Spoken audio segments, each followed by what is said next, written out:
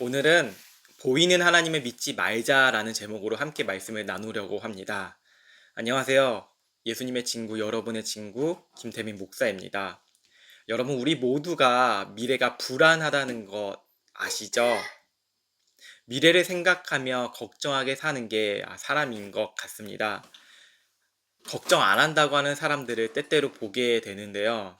그 사람이 제일 불안한 사람인 것 같습니다. 왜냐하면 돈을 나는 안 좋아한다, 돈을 싫어한다 라는 사람이 제일 돈을 사랑하고요. 여자를 싫어한다, 여자에 관심이 없다는 사람들, 남자를 싫어한다, 남자에 관심 없다는 사람들이 제일 관심이 많더라고요. 불안한 인생들은 무언가를 의지하게 되는 게 맞습니다. 예수님이 제자들에게 십자가를 지시겠다고 말씀하셨습니다. 예수님은 제자들이 자신을 떠날 것도 말씀하시죠. 그리고 베드로의 배신, 제자들의 배신을 예언하신 것입니다. 제자들은 예수님의 말씀을 듣고 그게 무슨 말씀이시냐며 불안에 떨기 시작합니다. 항상 함께 하셨고 꿈과 비전이 우리에게 있는데 무슨 말씀이시냐는 것이죠. 의지했던 예수님이 죽는다는 말씀에 동의를 할 수 없었을 것입니다. 예수님께서는 불안에 떨어하는 제자들에게 말씀하시죠. 야, 걱정하지 마. 말씀하십니다. 하나님을 믿고 또 나를 믿어. 라고 말씀하시죠. 예수님께서는 더 나아가 죽음 이후의 세계까지 말씀하십니다. 우리 아버지께서 우리가 함께 있을 곳을 마련하셨다는 것입니다.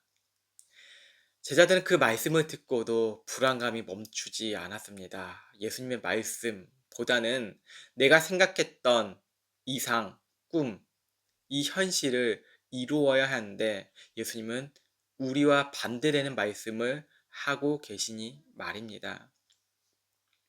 예수님의 말씀을 들은 제자들은 불안함이 떨어지지 않죠. 왜일까요? 자신의 뜻과 맞지 않았기 때문입니다. 이것은 마치 기도 응답이 되지 않는 것과 마찬가지입니다. 우리는 기도 응답에 대해서 매우 중요하게 여기죠. 응답해 주세요, 응답해 주세요. 하지만 하나님의 뜻은 우리와의 뜻과 정반대될 때가 너무나 많습니다. 기도 응답이 되지 않았다는 것은 내 뜻이 이루어지지 않았다는 것과 일맥상통합니다. 도마는 불안한 마음을 가지고 말합니다. 주님이 어디 가시든지 저는 잘 모르겠습니다. 예수님은 도마에게 말씀하십니다. 나는 길이요, 진리요, 생명이니 나를 통하지 않고는 아버지께로 올 사람이 없다. 라고 말씀하시죠. 여러분, 인생을 표현할 때 길이라고 표현하죠. 예수님은 자신을 길이라고 말씀하십니다. 길은 목적지가 있죠. 우리 인생길에서도 자기의 목적을 이야기합니다. 나는 지금 이렇게 열심히 고생하지만 어떤 나이가 될 때 이런 목적지에 있을 거야 라고 하기도 하고요. 우리는 이제 노후를 준비해야 돼. 노후에는 여행도 하고 취미도 하고 그리고 좋은 아파트에서 병원 가까운 곳에서 살 것이야 라는 목적지를 만드는 게 길이라는 것입니다. 때로는 공부하는 사람들 중에서는 어디 유학을 가고 어디 박사 과정을 따서 어느 좋은 곳에서 취직을 하거나 연구원을 있는 것이 자기의 최종적 목적지라고 이야기하죠. 하나님을 향해 갈 수 있는 목적지는 자신밖에 없다는 것을 예수님이 말씀하십니다. 왜냐고요? 자신을 진리라고 하셨기 때문입니다. 주변에도 그렇고요. 세상 어떤 사람들에게도 들어본 적이 없는 것 같아요. 자신이 진리라고 말씀하신 분을 전 들어보지 못하였습니다. 어떻게 당당하고 확신 있게 나는 길이고 진리다 라고 말할 수 있는 사람이 세상 어디에 있을까요? 세상 모든 사람들은 죄인으로 태어났기 때문에 이 말을 감히 쓸 수 없습니다. 죄인은 모두 죽습니다. 죽음의 끝은 영원한 사망입니다.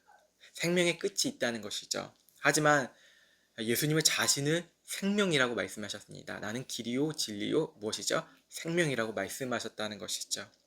생명은 창조주밖에 줄 수 없습니다. 창조주밖에 줄 수 없습니다. 세상의 흐름은 지금 이제 과학자들이나 무신론자들은 우연에 의하여서 이 세상은 생겨났다. 어떤 특정 특이점에 의해서 이 세상은 생겨났다. 이것밖에 이야기할 수 없습니다.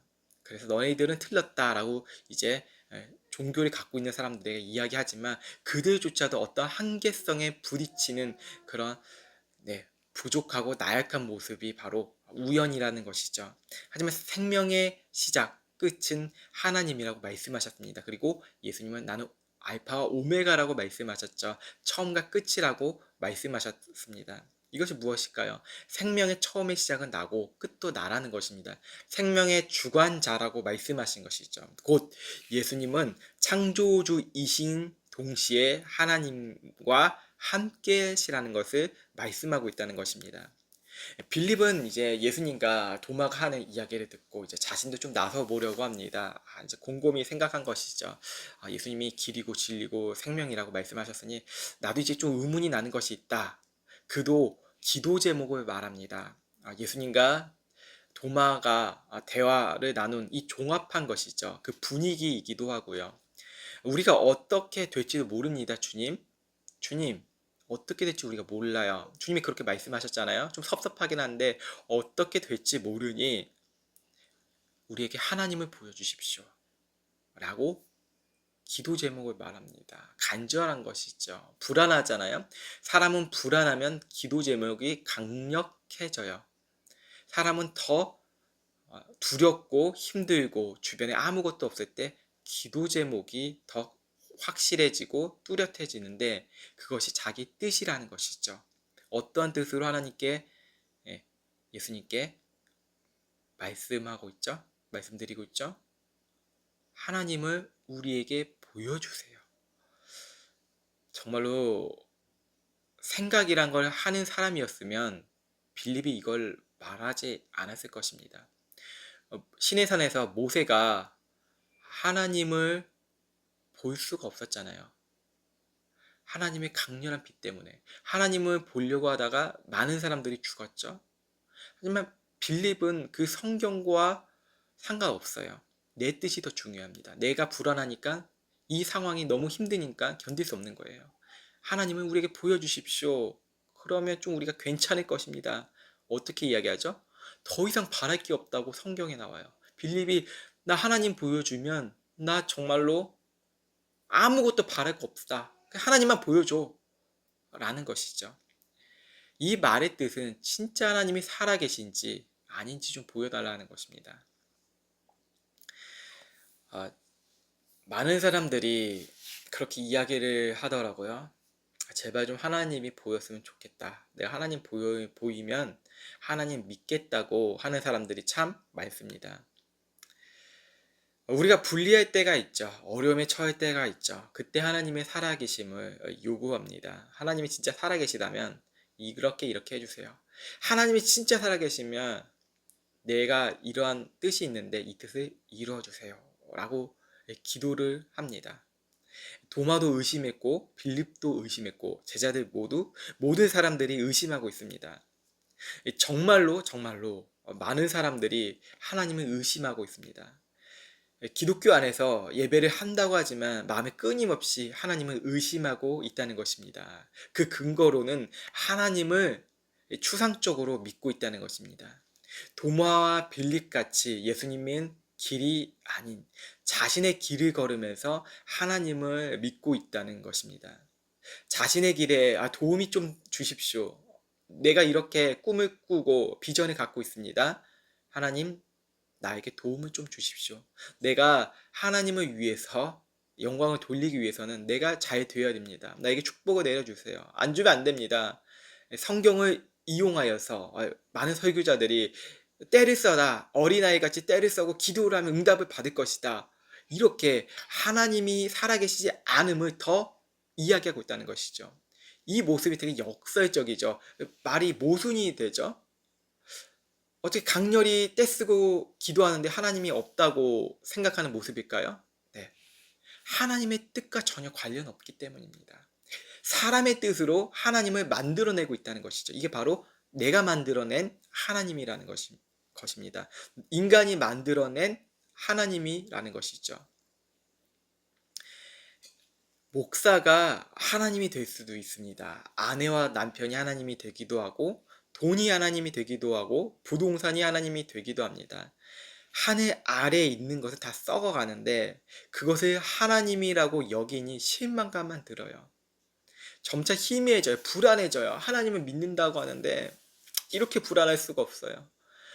내가 하나님을 진짜 믿습니다. 아멘 하십시오 하는 사람들조차도 불안해요. 설교가 끝나고 내려오면 너무 불안해요. 나의 삶이. 내게는 무엇이 있는가? 라고 생각을 해요. 허탈감에 빠져요. 목회자가 우울감에 빠지기도 하고요. 성도들이, 장로가 우울감에 빠지고, 권사가, 집사가 할 것 없이, 누구나 상관없이 예배를 분명히 드렸는데 우울하다는 것이죠. 불안하다는 것이죠. 이 불안을 숨겨야지 내 신앙이 좀 좋아 보여요. 그래서 신앙적인 이야기를 하는데 내 삶에서는 내 뭔가 괴리감이 느껴지는 거예요. 내가 진짜 하나님을 믿고 있는 것인가? 그래 애써 믿는 척만 해요. 나 하나님 잘 믿고 있지. 하나님 진짜 믿고 있지. 라고 말은 하지만 내 안에 깊은 심연한 가운데서는 외롭다는 거예요. 그래서 무언가 보이는 하나님을 자꾸 만들어낸다는 것이죠. 자신의 뜻을 부어요. 자신의 뜻을. 기독교라는 곳에 계속 부어요. 자신의 뜻을. 기도해요. 예배드려요. 헌금 내요. 봉사해요. 그게 바로 자신이 부어 만든 하나님이라는 것이죠. 그 하나님이 마지막에는 부서져 버리고 사라져 버려요. 그래서 실망하죠. 두 번째로는 과학주의를 믿는 현 시대는 하나님의 존재를 부정해요. 첫 번째는 이제 자기가 만들어낸 하나님을 이야기했죠. 두 번째는 과학주의를 믿는 이 현 시대를 좀 체크해 보려고 해요. 신 없음 과학을 쓰는 리처드 도킨스는 이렇게 말했습니다. 신에 얽매일 것인가 과학으로 자유로워질 것인가. 마치 이 성경 구절과 비슷하네요. 의도한 걸까요? 진리가 너희를 자유롭게 하리라. 예수님의 말씀을 인용한 것 같아요. 과학이 너희를 자유롭게 할 것이다. 무신론이 신을 없애는 것이 우리를 자유롭게 할 것이다. 라는 것이죠. 무신론자는 성경을 저급한 소설로 취급합니다. 하나님의 심판과 죄삼이 이해가 되지 않는다는 것이죠. 무신론자들은 이런 개념들을 다 지워버려요. 그리고 여기에 얽매여 있으면 인생을 나답게 살지 못한다는 것입니다. 신이 없다고 모인 무리들이 힘을 합쳐서 종교를 없애자고 이렇게 주장을 합니다. 종교가 사라지면 세상에 평화가 온다는 것을 말하고 있습니다. 자, 여러분 종교가 사라져도 세상에 평화가 있을까요? 다 형식적으로 종교를 이용한 그런 대통령, 정치인들 많잖아요. 겉으로 믿는 척하죠. 여러분 심지어 무슬림 아시죠? 이슬람에서도 높은 지위에 있는 통치자들이 하루에 5번 기도를 안 한다는 한 주재원의 이야기를 들었습니다. 그곳에 살았던 사람의 이야기죠. 우리 한국 사람이에요. 기도를 안 한대요. 그리고 형식적으로 나와서 기도한다는 것이죠. 사람들 앞에서. 이게 무엇이죠? 종교 없다고 생각을 해야. 종교는 형식적이고 알라가 있다는 척만 한다는 것이죠. 기독교에서 똑같죠? 선거철에서 예배 드리러 온 그리고 불교의 법회를 가는 정치인들 너무나 많잖아요. 형식적이에요. 종교가 없어도 세상에 평화는 오지 않는다는 것입니다. 무신론자들이 틀렸다는 것이죠. 예수님은 종교를 창시하러 오신 것이 아닙니다. 그렇다면 예수님께서 기독교를 만드셨겠죠. 그렇지 않을까요? 새로운 종교를 만드셨겠죠. 하지만 예수님은 이 유대교에 있는 모든 성경을 이루시려고 오신 거예요. 유대교는 자신이 지키려고 했잖아요. 그런데 실패했죠. 하지만 예수님은 이 예언의 말씀을 이루려고 이 땅에 오신 것입니다. 예수님이 하신 일은 종교 행위가 아니라는 것입니다. 되려 우리는 종교가 없어져도 상관이 없습니다. 뭐 신학교 문을 닫고 그래도 상관이 없다는 것입니다. 교회가 문을 닫아도 상관없습니다. 왜 상관이 없을까요? 우린 종교 행위를 하는 것이 아닌 예수님께서 하신 일들을 믿는 그리스도인이라는 것입니다. 너무 극단적으로 신학교가 없어진다 이렇게 생각을 하시면 안 되는 게, 우리는 성경을 연구하고 성경을 가르치고 계속해서 신학적인 서적과 정통적인 것을 계속 생각을 하고 연구해야 된다는 건 분명하지만, 종교 직업을 갖기 위한 그런 신학교는 사라져도 괜찮다는 것입니다. 우리는 살아있는 하나님의 말씀을 믿는 사람들이지 죽은 하나님을 믿는 것이 아니죠. 예수님은 빌립에게 말씀하십니다. 빌립아, 내가 그렇게 오랫동안 너희 함께 있었는데도 네가 나를 모르느냐? 누구든지 나를 본 사람은 아버지를 본 것이다. 그런데도 네가 어떻게 우리에게 아버지를 보여주십시오라고 말하느냐? 내가 아버지 안에 있고 아버지께서는 내 안에 있다는 것, 계시다는 것을 믿어라. 예수님을 믿는다는 것은 하나가 된다는 것입니다. 그분이 내 마음에 들어오신다는 것입니다. 문 밖에서 내가 두드린다고 말씀하시죠. 너의 마음의 문을 두드린다. 마음의 문을 열어라. 들어온 순간 예수님과 하나가 된다는 것이죠. 삭개오가 멀리 찌게 보고 있었잖아요. 예수님이 오늘 내가 네 집에 유하리라, 있어야겠다. 무엇이죠? 네 마음에 들어가겠다는 거예요. 나는 양의 문이다. 무엇이죠? 들어오라는 것이죠. 하나가 되자라는 것이죠.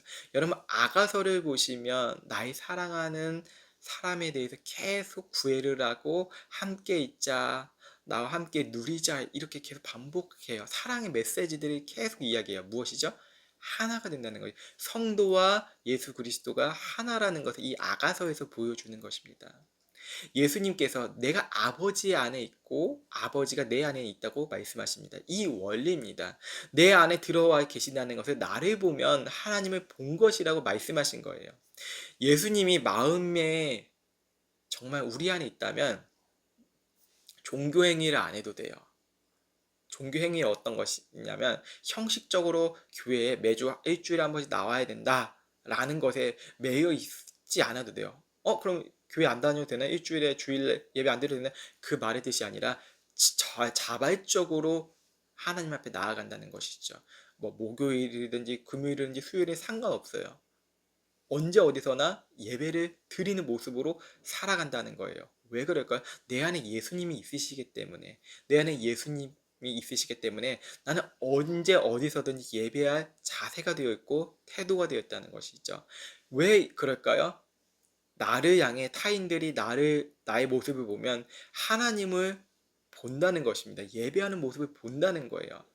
정직, 온유, 양선, 사랑, 절제, 충성, 이 모든 것들을 금할 수가 없어요. 매사에 예배가 된다는 거예요. 진짜 하나님 살아계시나 보다.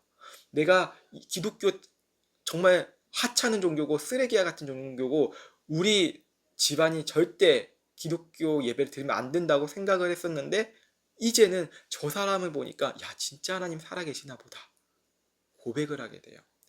빌립보서 2장 5절에 너무 이게 정확하게 기록되어 있는데요. 왜 예수님이 우리 마음에 있으면 우리의 삶이 바뀌어지고 사람들이 하나님을 정말로 살아계신 하나님이라고 믿게 되는지 이 말씀을 보시면 돼요. 자, 읽겠습니다. 5절 이하입니다. 빌립보서 2장 5절 이하. 너희 안에 이 마음을 품으라. 곧 그리스도 예수의 마음이니 그는 근본 하나님의 본체시나 하나님과 동등됨을 취할 것으로 여기지 아니하시고 오히려 자기를 비워 종의 형체를 가지사 사람들과 같이 되셨고 사람의 모양으로 나타나사 자기를 낮추시고 죽기까지 복종하셨으니 곧 십자가에 죽으심이라. 이러므로 하나님이 그를 지극히 높여 모든 이름 위에 뛰어난 이름을 주사 하늘에 있는 자들과 땅에 있는 자들과 땅 아래에 있는 자들로 모든 무릎을 예수의 이름에 꿇게 하시고 모든 입으로 예수를 그리스도를 주라 시인하여 하나님께 영광을 돌리게 하셨느니라. 마음의 예수님을 영접하고 인생을 살아갑니다.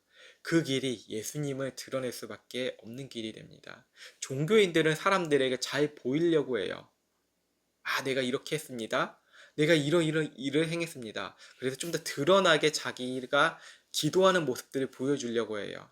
그리고 거리에 나가서 하얀 옷깃을 길게 늘어뜨리고, 아, 나는 바리새인입니다. 나는 목사입니다를 드러내고 해요.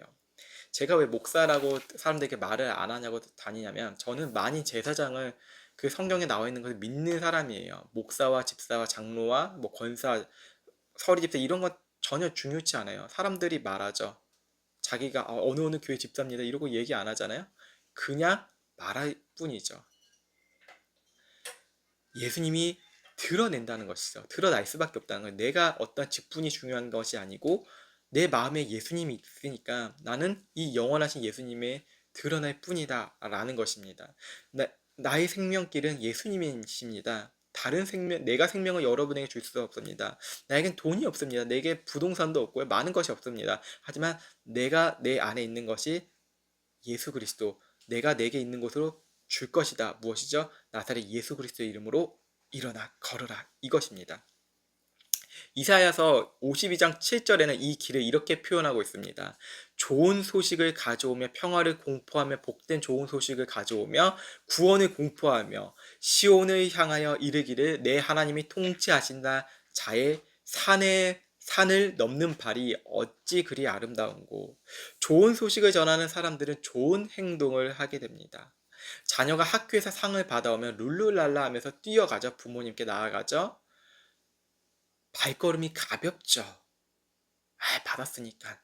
남편이나 아내나 그리고 자식이 회사에서 승진을 하게 됩니다. 좋은 일이 생겨요. 그렇다면 오고 가는 발걸음이 너무나 가벼워요. 사랑하는 사람을 만났어요. 그러면 하루하루가 너무나 즐거워요. 하지만 사랑하는 사람을 잃게 되면 마음이 무거워지죠. 힘들어져요. 마음에 좋은 일이 있으면 사람의 얼굴이 바뀌죠. 우리가 구원을 받았다는 그 소식에 무겁고 지겹고 멍해가 된다면 우린 종교 안에 살아가고 있다는 것입니다. 하지만 내가 진짜 하나님의 사랑을 입었고 예수님이 십자가에서 못 박혀 죽으셨다는 것을 진짜 내 안에 믿게 되면 내가 너무나 기뻐서 날뛸 수밖에 없어요. 왜 날뛰냐면 주변의 사람들이 본다는 것이에요. 진짜 예수님 믿는 사람이네. 예수 믿는 사람이 아니라 진짜 믿는 사람이네. 라고 말을 하기 시작해요. 그렇다면 세상이 바뀌는데 세상은 왜 이 교회를 향하여서 욕하고 떠나냐면 하나님이 없어 보인다는 것이에요. 기독교인들을 보면 하나님이 없어 보인다는 것이에요. 제가 그 다둥이 카페에 들어가 봤는데 이제 아동센터에 대해서 이야기를 주고 받는 것들을 이야기하더라고요. 그러면서 어떤 사람들이 교회가 있는 아동센터는 절대 안 보낸다. 자, 무엇이죠? 기독교인이 하는 것은 무엇이든지 안 할 것이다. 기독교에서 예배하는 그런 프로그램이 있다면 절대 우리 아이들 안 보낼 것이다. 이렇게 이야기를 해요. 그만큼 세상은 기독교를 혐오하고 있다는 것입니다. 기독교라는 종교를 혐오하고 있다는 것이죠. 우리의 허물과 우리의 모습 때문에 이 세상의 이기적인 기독교의 모습을 보고 교회를 다니지 않기로 한 거예요. 소망이 없다는 거예요.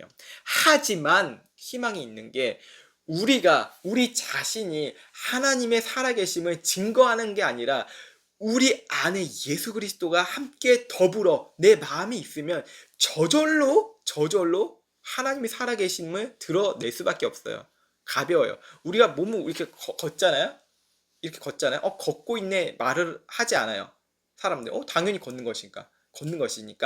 진짜 예수 믿는 사람이 예수의 향기가 날 수밖에 없다는 것이죠. 내 안에 무엇을 품었기 때문에?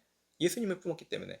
향수를 이렇게 뿌려도 향이 나는데 예수님이 내 안에 있는데 사람들이 하나님이 살아계심을 보지 않을까요? 이게 사명자의 삶입니다. 종교인의 삶이 아니고 사명자의 삶이라는 것이죠. 마음의 하나님이 있으니 사람이 바뀌게 되고 주위 사람들이 행복하게 되어져요. 왜? 하나님의 성품이 다른 사람들에게 전달돼요. 성경에서 오해했던 것들, 이스라엘의 악신이고 사막 잡신이다 이렇게 생각했던 사람들이 야 진짜 하나님은 살아계시다 라고 고백을 하게 돼요. 이게 바로 전도고 우리가 교회로서 성전으로서 살아가게 되어진다는 것입니다. 하나님이 그렇게 일하실 것이고요. 그리고 하나님을 믿지 못한 사람들이 한 사람으로 인하여서 그 공동체가 바뀌는 일이 생겨져요. 우리 안에 예수님이 살아계심으로 우리도 하나님을 더 바라보게 되고 주위의 사람들도 하나님을 믿게 된다는 것입니다. 이 일들은 예수님의 하신 일들, 기록된 성경이 기준이 돼요. 성경 말씀은 예수님이세요. 예수님이 하신 일을 과거에만 있는 것이 아니고 현재에도 예수님이 이 성경을 이루어가고 계십니다. 우리가 과거에 예수님이 하신 일을 바라보는 이유가 있어요. 과거의 말씀 안에서 2000년 전에서도 현재의 2000년 후에서도 동일한 말씀이 되고 있습니다. 다가올 시간도 동일한 말씀으로 이뤄가고 계시다는 것이죠. 이 일은 시간과 문화를 초월합니다. 그 당시에 있었던 일들이 그때의 일만 아니라 현재의 일이 돼요. 성경을 봄으로써 하나님을 믿는 믿음으로 보게 된다는 것이에요. 그래서 결과적으로 어떤 일이 생기냐면 결론적으로 오늘 본문에서도 아버지의 뜻대로 기도하라 라는 말씀으로 예수님께서 말씀하시는데 구하라 구하라 말씀해 주세요. 구하라는 것이죠. 어떻게 구하라고 얘기하실까요? 내가 16절에 보시면 15절부터 볼게요. 너희가 나를 사랑하면 나의 계명을 지키리라. 계명을 말씀하세요. 성경을 말씀하시는 것이죠. 내가 아버지께 구하겠으니 그가 또 다른 보혜의 살을 너희에게 주사 영원토록 너희 함께 있게 하리니 저는 진리의 영이라. 세상은 능히 저를 받지 못하나니 이는 저를 보지도 못하고 알지도 못함이라. 그러나 너희는 저를 아나니 저는 너희와 함께 거하시며 또 너희 속에 계시겠습니다. 내가 너희를 고아와 같이 버려두지 아니하고 너희에게로 오리라. 무엇이죠? 무엇이죠? 하나님께서 성령님을 보내주시는데 우리가 기도하고 나아간다는 것들을 우리의 뜻이 아니고 하나님의 말씀으로 기도함으로써 살아간다는 것이죠. 그래서 우리의 기도는 우리가 원하는 거, 뗐으면 기도하고 땅 잘 되게 기도해 주세요. 우리 사업 잘 되게 기도해 주세요. 아파트 잘 팔리게 기도해 주세요. 이런 이방적인 기도로 살아가지 않아요. 이방적인 기도, 아파트 잘 팔리게 해주세요. 이게 이방적인 기도라는 것이죠. 계명을 얘기해서 예수님께서 계명을 이게 전체적인 성경을 보면 맥락이 있는데 이것만 보니까 자기가 보고 싶은 걸 보니까 무당 쪽집게처럼 하나님께 뗐으면 기도해주면 다 이루어진대. 그러니까 세상 사람들이 하나님이 없다고 믿게 되고 우리는 자기가 만든 하나님으로 살게 되는 거예요.